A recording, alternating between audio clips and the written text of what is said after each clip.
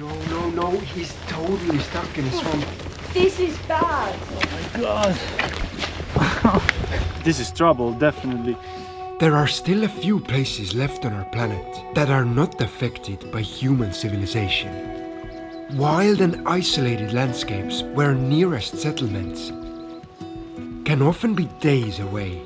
Okay, I'm gonna have to do something that I really don't want to. But what can you do if things go wrong in such a place? So freaking cold. Well, this is exactly what we were about to find out in the roughest way possible. Come on, Bill. Come on. Toof, Bill. Ja. Toof, ja.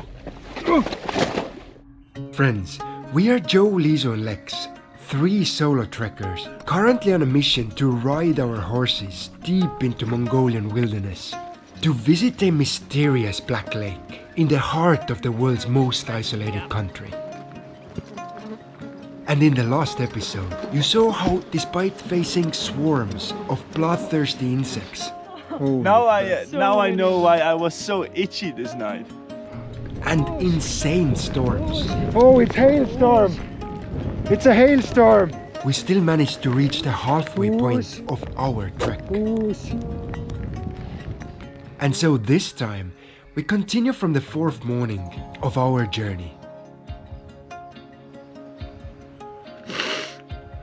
Today is the first time I really feel that I don't want to deal with horses.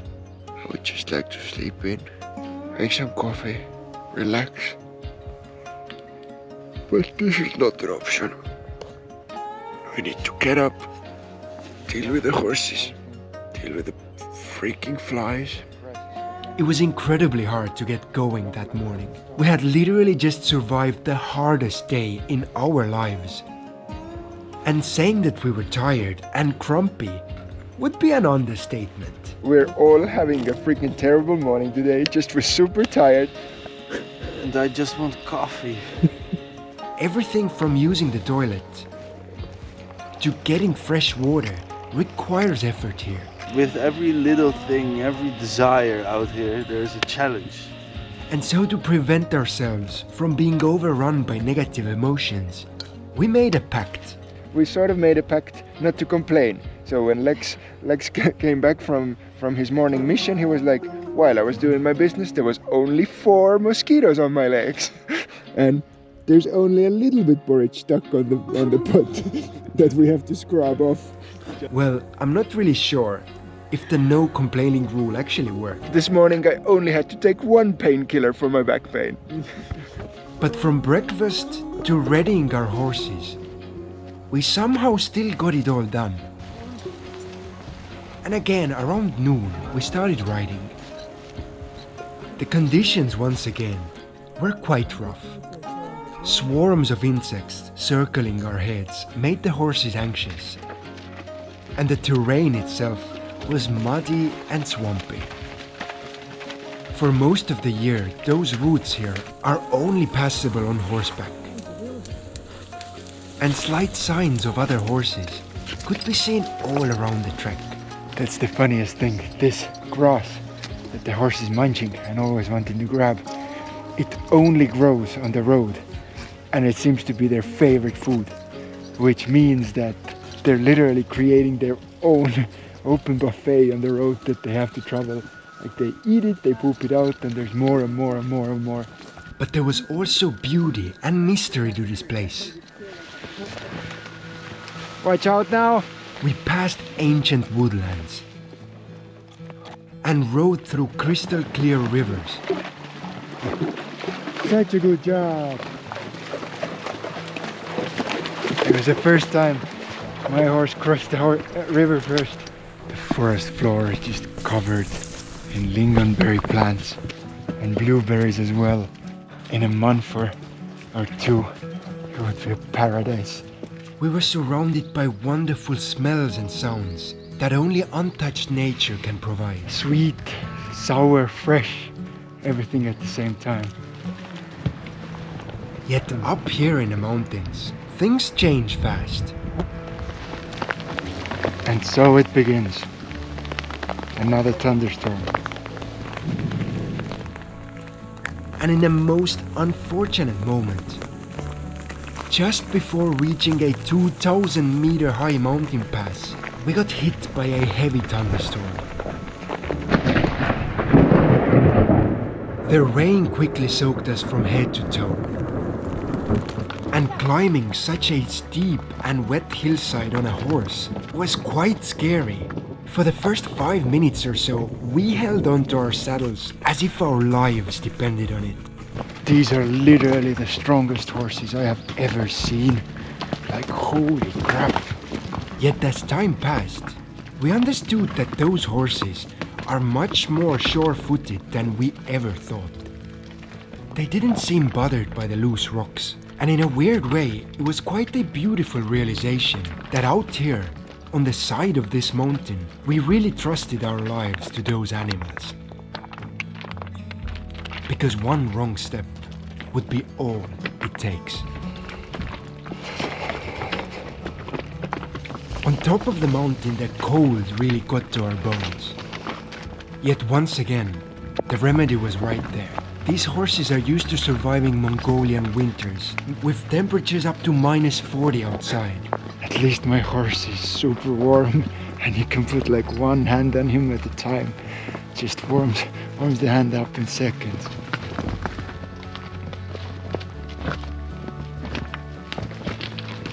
It has been absolutely miserable last 3 hours. But we have made it across the mountain and onto flat area again. I'm sure horses will be super happy.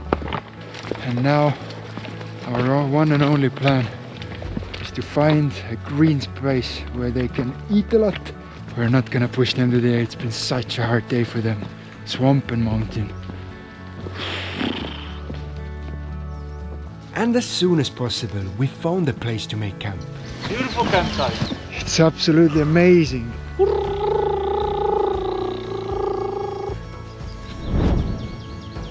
In our heads, this place was called Swamp Island. A small green hill in the middle of nearly unpassable wetland. But for our little group, it was a paradise. There was grass for the horses and wood to build a fire where we could dry our soaking wet clothes. Most of the evening we spent resting and preparing, because we all knew that if we played our cards right, we could probably reach our destination next evening. It doesn't get easier. Every day is a challenge. Every day there's something new.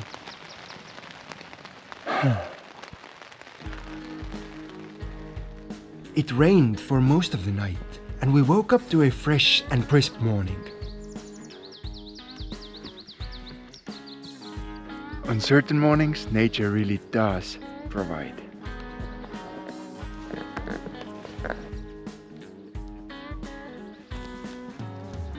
The air was full of anticipation. Ready for another adventurous day. And so after getting the horses ready for a long day of riding, we left the beloved Swamp Island behind. There was a weird sort of peace to riding that day. The views are just stunning. Small river just behind that bush. Beautiful rocky mountain. Being on horseback felt good, and suddenly I understood why. For the first time during our adventure, there was no horseflies. Hello, Internet! We were happy. Yee-hoo! Woo! Woo! Mongolian cowboy all the way. Even the wet branches that smacked our faces couldn't dampen our spirits. It was even sort of funny that in certain places we were not able to see our horses due to the incredibly thick bushes. But our joyous mood didn't last long. And soon we found a big river between where we were and where we wanted to be. This river in the distance is our last big hurdle. Its water was dark and current strong. The river looks deep. Very deep. Oh my god. And since our horses refused to lead the way, I saw but one option. Okay, I'm gonna have to do something that I really don't want to. Because I've already touched this water before. It's ice cold. But I'll put on flip-flops and try to see how deep this river is. I stripped down to my undies and went on a scouting mission. Bikini fashion 2024. Don't get deeper. Please don't get deeper. It's a critical point. Don't get deeper. The water was so cold that it hurt. So freaking cold. But thank God, at least the river was crossable. Round 2 with the bags.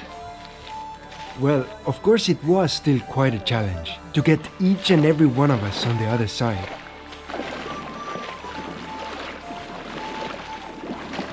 You can see the red line.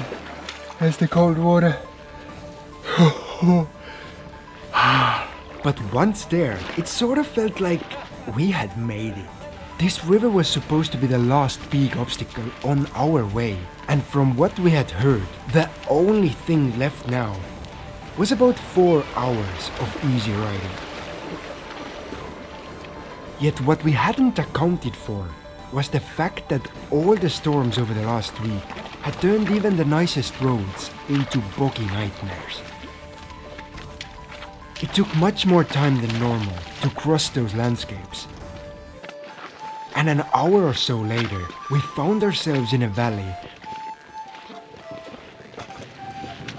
This used to be the road here, but well, you can hear the storms over the last days have made it way too watery. It looked uncrossable, but at the same time, there was no way that after 5 days of riding, we were going to turn back just before reaching our destination. And so, with seemingly no other option, we headed towards the swamp. Until suddenly, disaster struck. Which other side? Wait, stop. Stop. Liisu, can you go and get Charlie? No, I can't let him go. I'll take Charlie. It was a true catastrophe. Lexi's pack horse, Bill, sank deep into the mud. Oosh. And panic took over our thoughts. It was a situation we just were not prepared for. How are you feeling, Lex? This is trouble, definitely. You know, getting horses out of swamps isn't really a life skill they teach you in school. Come on, Bill. Here, come on. Come on. But there was also no one around to help. Closest people around here were 2.5 days of riding away. And so, we were alone. Yeah, calm now, Bill. We'll get you out. He's really calm. We thought about few solutions. If I open it up from here, what happens? Nothing useful. Okay. Well, I didn't say they were good solutions. Look at him, he's just drinking and chilling.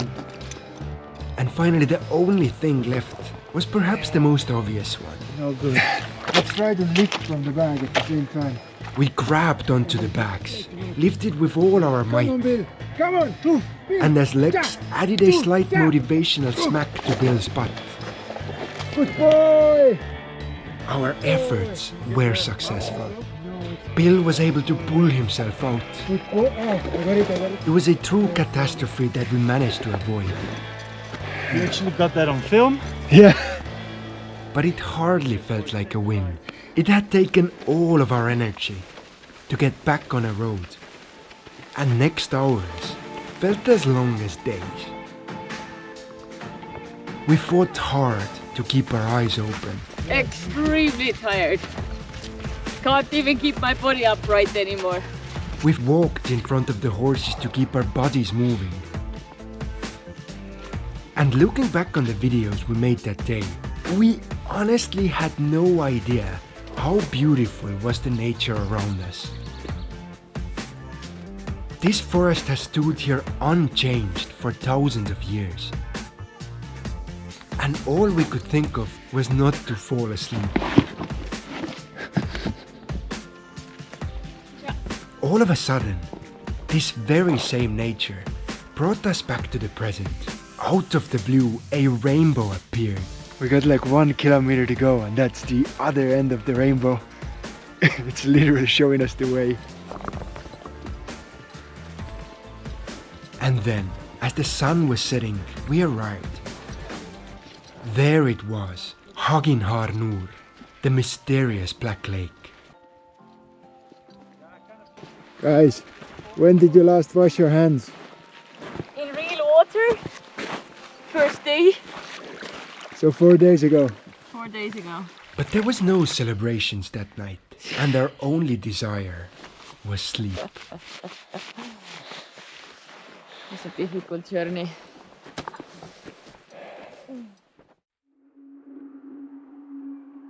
Yet as we woke up on the following morning, the magnitude of our accomplishment became clear. Holy, just slept like 11 hours. Fell asleep and non-stop. And look at this. This is perfect. We had gone through hell to make it here. And what a place it was. The lake itself was utterly gorgeous. Its dark waters reflected the surrounding forests. And to us it offered a chance This is the first wash in 5 days. for a rather cold and long-awaited shower.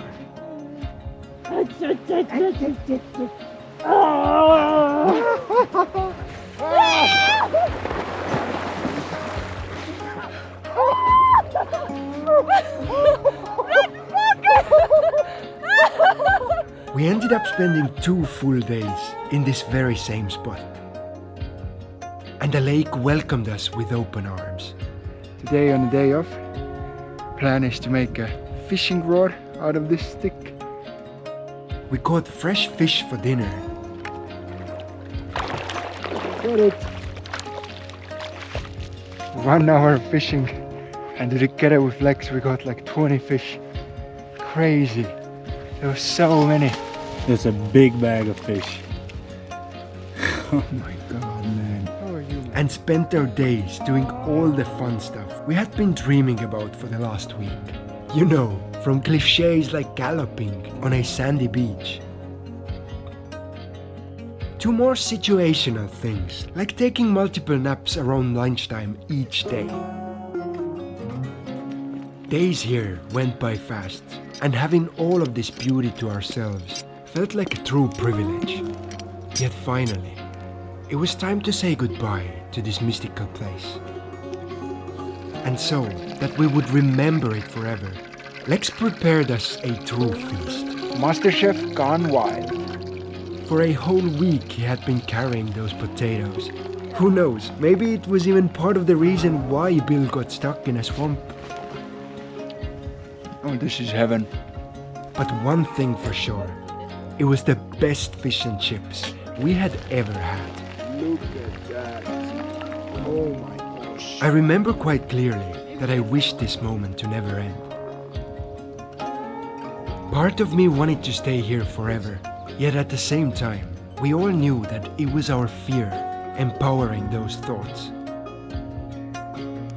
Reaching the lake had been one of the hardest things we had ever done in our lives. Yet it was clear to all of us that making it here to the lake marked only the halfway point of the journey, and that our adventure was still far from over. This is a bear track from yesterday, most likely. My vision is blurry from basically both of the eyes. Another night of coughing, probably a small fever. I'm just not in a shape to do this anymore.